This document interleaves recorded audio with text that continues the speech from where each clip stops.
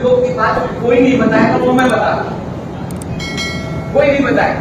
भाषण बहुत लोग दे लेंगे, बहुत बातें कर लेंगे, लेकिन जो आपकी जानकारी में नहीं है, 14 अगस्त की रात को भारत के विभाजन के प्रपत्र पर हस्ताक्षर हुए। न गांधी को पता था, न आचार्य कृपलानी को पता था, न विनोबा भावे को पता था, किसी को भी जानकारी नहीं। नवंबर में 24 नवंबर को स्वयं गांधी जी ने एक प्रेस कॉन्फ्रेंस और ये 46 की बात कर रहा हूं। 24 नवंबर 1946 को महात्मा गांधी ने प्रेस कॉन्फ्रेंस करके कहा कि देश का विभाजन मेरी इलाज पर और हरिजन पत्रिका उसे बहुत प्रभावित हुई। उस हरिजन पत्रिका से ये पूरा उनका मतलब छपा। लेकिन 14 अगस्त की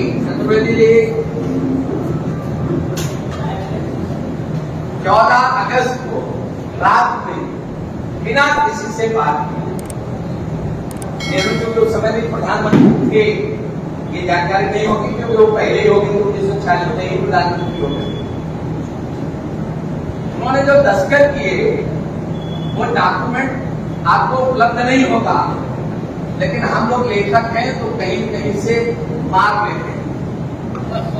उसमें क्या क्या है आप कल्पना नहीं कर सकते। नंबर 1,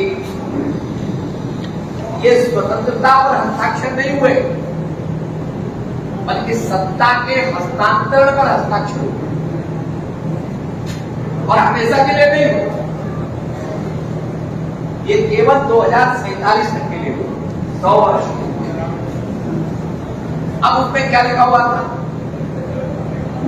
उसमें लिखा गया, वैसे तो एक विभाजन और हो रहा, अंबेडकर को अलग करने के लिए नेहरू ने सोचा ये हमारे छाती पर खून चलेगा, इसलिए अंबेडकर से समझौता करना चाहते थे। वो चाहते थे कि हरिजनों का देश और बन जाए, लेकिन उसमें स्वयं अंबेडकर ने मना कर दिया। और अंबेडकर ने नहीं बल्कि माउंट बेटन ने कहा कि कर क्या रहे हो तुम। लेकिन उनको लग रहा था कि अगर ये देश का विभाजन ऐसे हो जाए तो जो प्रभावी नेता है कि कोई नहीं बचेगा विरोध करने के लिए, ये ठीक रहेगा। और आप सब जानते हो कि जितने भी राज्य हैं अपने देश में, उन सब राज्यों का मत लिया गया था कि प्रधानमंत्री कौन बने। तो केवल एक राज्य को छोड़कर, शेष जम्मू कश्मीर को छोड़कर शेष सभी राज्यों ने सरदार वल्लभ भाई पटेल को प्रधानमंत्री बनाने के लिए प्रस्ताव किया। जहां पर यह तय हो रहा था, वहां पर नामांकन सरदार वल्लभ भाई पटेल का हो गया, और वहां जीतने में भी उनके कोई किसी तरह की भी उठाई नहीं थी। 100% सारे लोग उनके पक्ष में। लेकिन महात्मा गांधी ने सरदार वल्लभ भाई पटेल को बाध्य कर दिया। 1946 की बात बता रहा हूं, बाध्य कर दिया कि वो अपना नाम प्रधानमंत्री पद से वापस ले। ये बात हम इसलिए बता रहे हैं कि कहां से विभाजन की बात शुरू हुई। और उन्होंने बड़े दुखी मन से सरदार वल्लभ भाई पटेल ने अपना नाम वापस लिया और बैठक से उठकर चले गए। बहुत कष्ट हुआ, लेकिन महात्मा गांधी के नेहरू प्रेम के कारण ये नींव पड़ गई देश के अंदर, जिससे नेहरू ने मनमाना किया। अब एक और घटना बता दें उससे पहले कि कलकत्ता अधिवेशन में जब कांग्रेस का अधिवेशन हुआ, अच्छा यहाँ कितने लोग जानते हैं कि कांग्रेस की स्थापना किसने की? बताइए, आप बताइए। कांग्रेस की स्थापना क्यों की गई है और क्यों जो अंग्रेज था उसने कांग्रेस की स्थापना क्यों की, ये कौन बताएगा? नहीं, यहां से मंच इधर तो कोई हाँ आप बताइए। 1857 में जो स्वतंत्रता संग्राम देश में शुरू हुआ अंग्रेजों के विरुद्ध, तो उसका ठीक से मुकाबला कैसे किया जाए, देशवासी इकट्ठे ना हो पाए, तो अंग्रेजों ने एक सेफ्टीवाद के रूप में किया कि एक ऐसा संगठन रहेगा कि आक्रोश यहाँ चला जाए और ये अंग्रेजों के शासन चलाने में सहायक हो। कुछ सही है, लेकिन जिस समय की बात है उस समय द्वितीय विश्व युद्ध समाप्त हुआ। द्वितीय विश्व युद्ध के कारण इंग्लैंड बहुत कमजोर हो गया, बहुत ज्यादा कमजोर हो गया, और कमजोर होने के कारण कांग्रेस का साथ दिया और कांग्रेस को पूरी तरह से अपने पक्ष में लेकर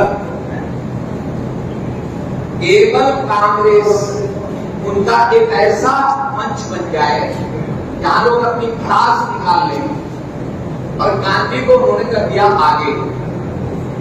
हर बात चुपचाप गांधी जी कर लेते थे और वो उनसे कहवाते, और इसीलिए गांधी को उन्होंने हाईलाइट किया। आजकल आपने देखा होगा मीडिया का जमाना है, सोशल मीडिया का, तो हाईलाइट करने के लिए बहुत सारे बटन बने हुए हैं। भैया थोड़ी देर रुको यार,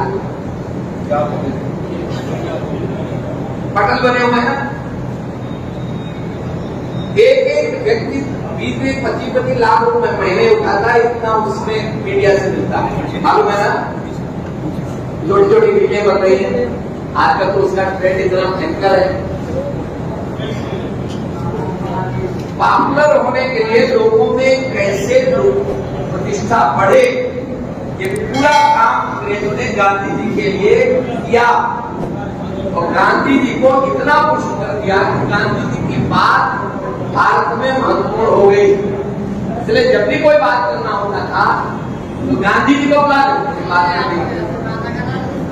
आप सब जानते हैं भगत सिंह को फांसी देने की बात थी, अगर चाहते तो फांसी चल जाती, लेकिन महात्मा गांधी जो काम कर रहे थे उसमें वो भगत सिंह के बारे में एक शब्द बोल ही नहीं सकते। काला पानी में जिन लोगों के साथ अन्याय हो रहा था, महात्मा गांधी ने पूरे समय एक शब्द भी नहीं बोला, बल्कि वीर सावरकर ने बहुत सारे पत्र लिखे महात्मा गांधी को। आप सबसे निवेदन करता हूं कि एक बार महात्मा गांधी के अंडमान जेल से लिखे गए पत्र वीर सावरकर के एक बार जरूर देखिए, क्या क्या लिखा है उन्होंने। और महात्मा गांधी ने उस एक पत्र का भी जवाब सावरकर जी को नहीं दिया। तो 14 अगस्त की रात को जो डॉक्यूमेंट हस्ताक्षर किया, जिसकी चर्चा मैंने प्रारंभ की थी, उसमें है क्या? नंबर 1, स्वतंत्रता नहीं है। इसका अगर उदाहरण देना हो तो मैं आपको प्रमाण देता हूं। आप अच्छा एक बात बताइए, ये जो 72 देश जिनको तथाकथित स्वतंत्रता मिली, इनको क्या कहते हैं अंग्रेजी में? कॉमनवेल्थ। और इसको हिंदी में क्या कहते हैं? राष्ट्रमंडल। अंग्रेजी मुझे कम आती है, लेकिन फिर भी जो अंग्रेजी के जानकार हो उनसे निवेदन करता हूं कि कॉमनवेल्थ का अनुवाद करो, तो संयुक्त संपत्ति ही कहोगे ना। कॉमनवेल्थ का मतलब है संयुक्त संपत्ति। अब ये संयुक्त संपत्ति क्या है? तो 72 देश या इंग्लैंड की संयुक्त संपत्ति है, आज भी है। अब ये 72 देश संयुक्त संपत्ति है कैसे? आपको मालूम है कि इंग्लैंड की महारानी को इन 72 देशों में जाते समय न तो वीजा लेना होता है, न ही पासपोर्ट की आवश्यकता पड़ती है। हिंदुस्तान में अगर महारानी आए तो वहां की महारानी को हिंदुस्तान सहित 72 देशों में वीजा नहीं लगता। जब चाहे आ सकती है, जब चाहे जा सकती है, जितने दिन चाहे रह सकती है, कोई रोकने वाला नहीं।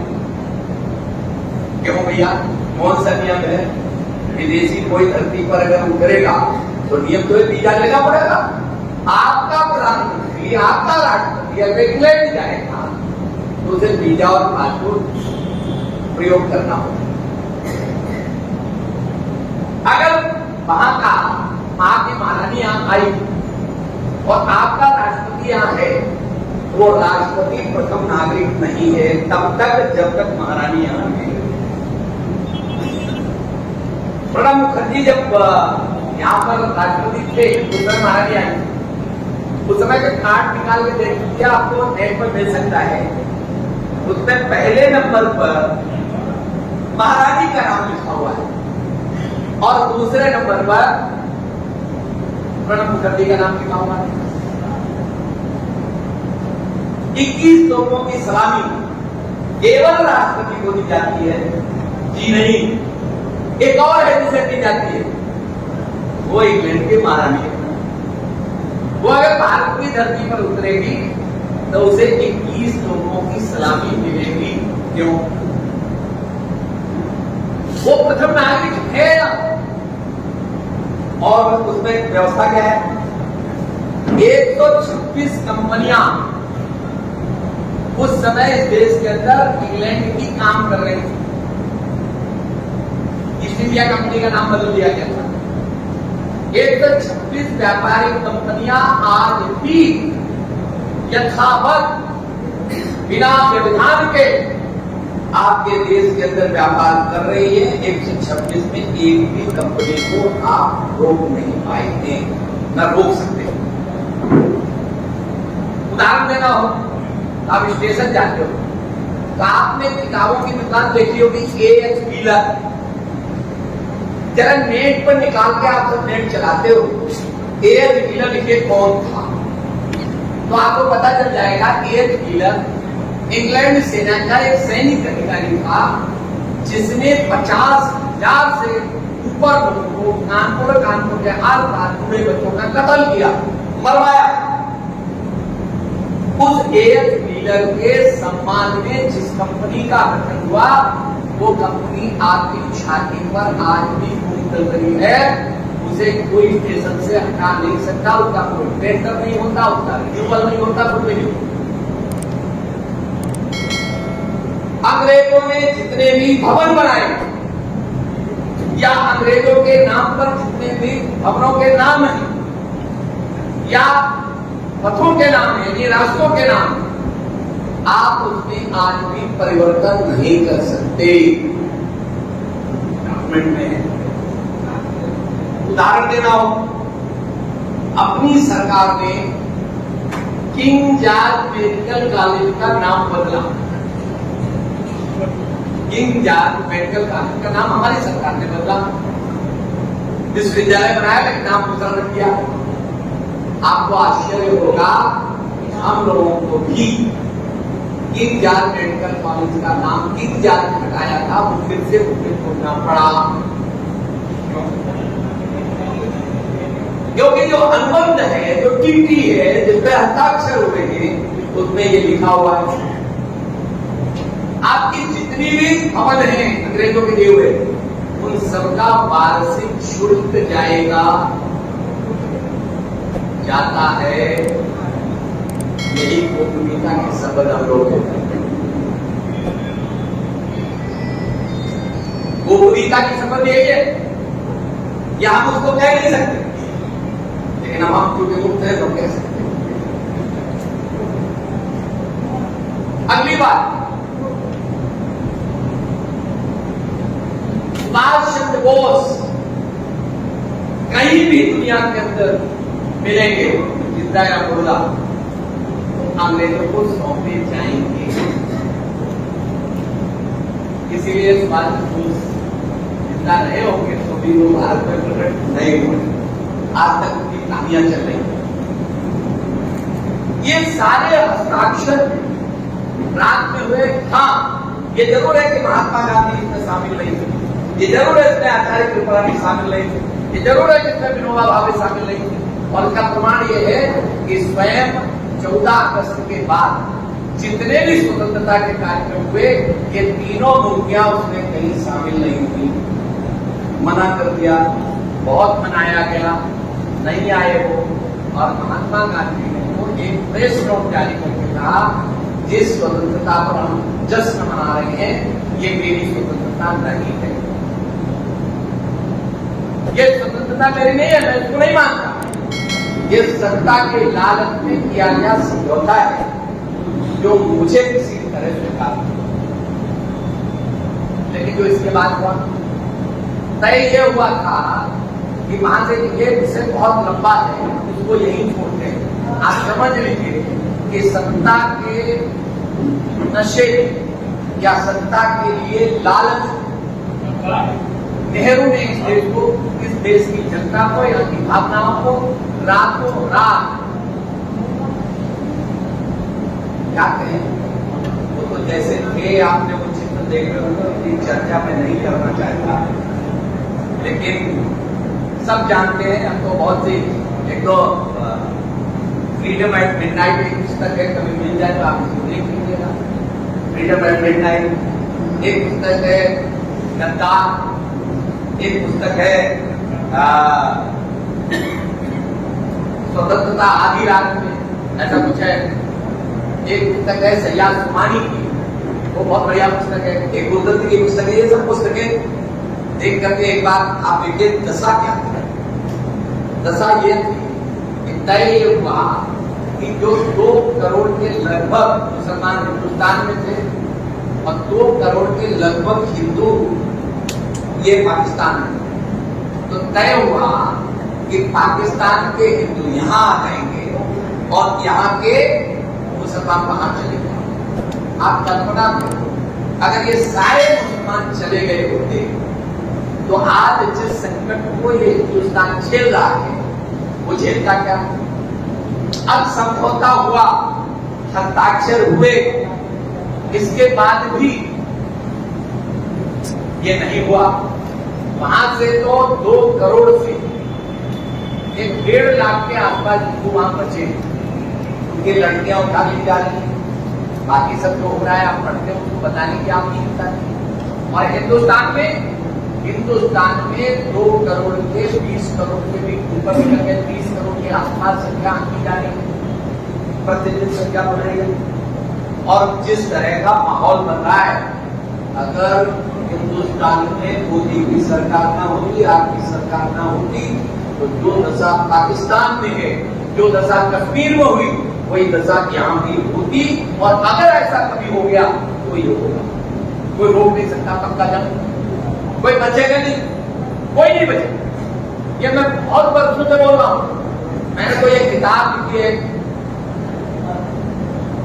वो किताब बहुत पॉपुलर हुई है। किताब को आप लोग भी कभी देखें, अगर आप भारतीय जनता पार्टी की राजनीति कर रहे हैं। रोज है वो किताब संघ में छापी है, राष्ट्रीय संघ लोक हित प्रकाशन में छापी है। पुस्तक का नाम है वर्ण व्यवस्था की मौलिक अवधारणा और विस्तृत, ये शोध ग्रंथ है। इस किताब को कभी लेकर पढ़ी, हमने सारे इतिहास का भी उसमें सिंगालोकन किया है। 26 आयतों के उसमें हमने 26 आयतें दी है और लिखा है कि कुरान को मानने वाला कोई भी व्यक्ति सहिष्णु हो ही नहीं सकता। और जितने देश के मुल्ला हैं, सबको हमने ब्रेक लगा के और उनको पीला करके भेजा। मैं चाहता था कि इसमें कोई विवाद हो, देश में लोग इस किताब की चर्चा करें, लेकिन एक ने भी चुप्पी नहीं, एक ने भी एक शब्द नहीं कहा। ऐसे शब्दों का प्रयोग आपने किया है उस किताब में, लेकिन उस किताब के बारे में मुल्लाओं ने चर्चा नहीं की। क्यों नहीं की?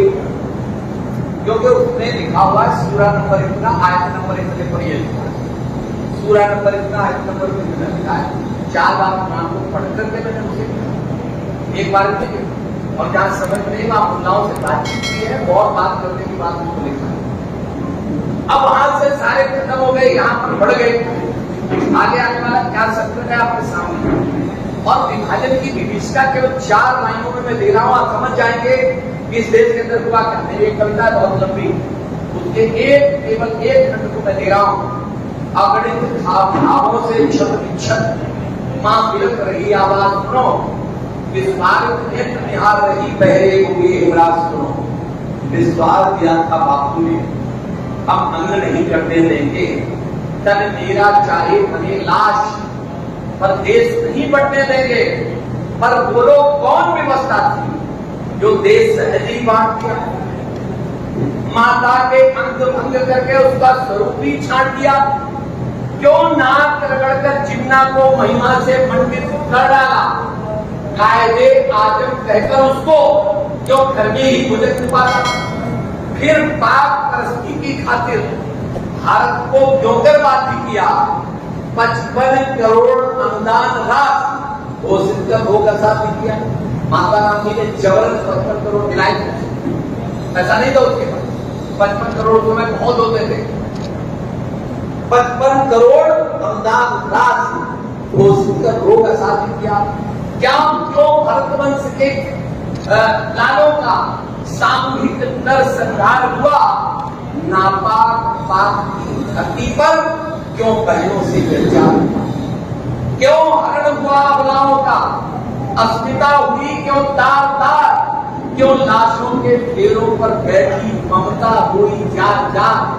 कट गया किसी का एक पैर, कोई ने हाथ दबा बैठा, कोई बचा अकेला था, अपनों का साथ दबा बैठा थी। स्वयं कुत्ता चढ़ गई पापी उन पाप दरिंदों से, भाले पर छिदे हुए शिशु भी तड़पे थे विवश परिंदों से।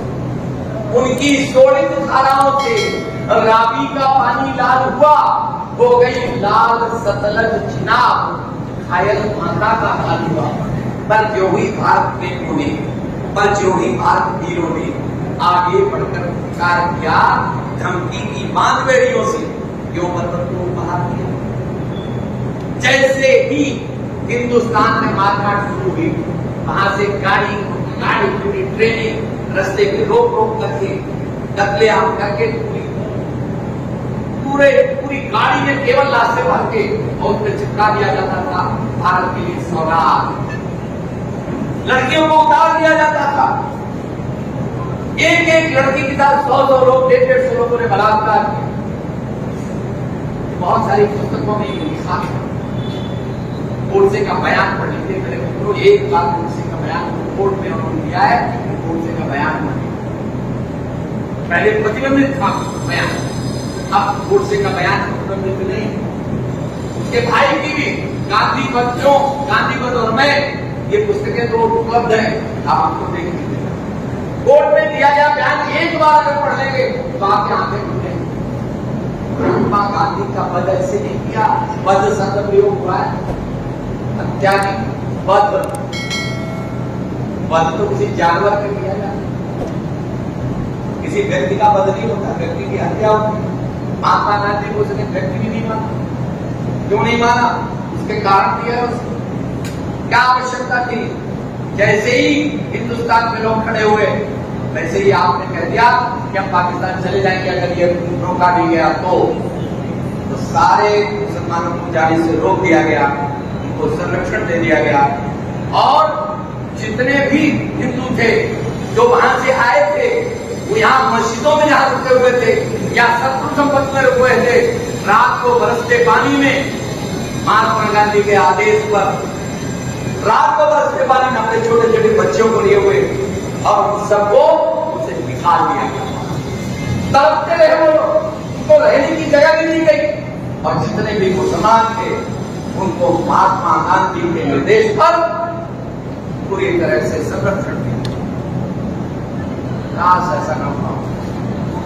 कितने लोग मरे उनकी संख्या केवल मैंने बताने की आवश्यकता नहीं। अभी आप अपने मोबाइल को खोलिए और उसमें लिखिए कि विभाजन के समय कितने हिंदुओं का कत्लेआम हुआ था। और विभाजन के बाद क्या हुआ? कश्मीर की भी स्थिति क्या थी? कश्मीर पूरी तरह से विलय के लिए तैयार हुआ।